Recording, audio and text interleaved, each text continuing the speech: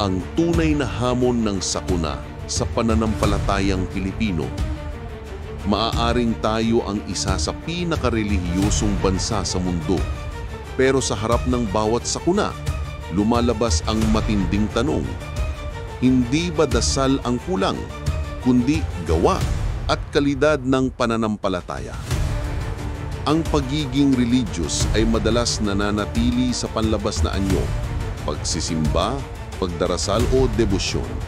Ngunit ang pagbabalik loob na hinihingi ng Diyos ay matindi at panloob.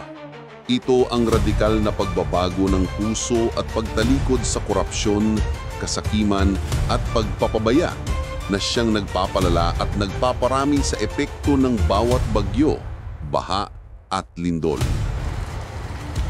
Hindi tayo sinasabihan na magbago dahil masama tayo kaysa sa iba, kundi dahil ang tindi ng kalamidad ay paalala na ang ating lakas, yaman o posisyon ay hindi magliligtas sa atin.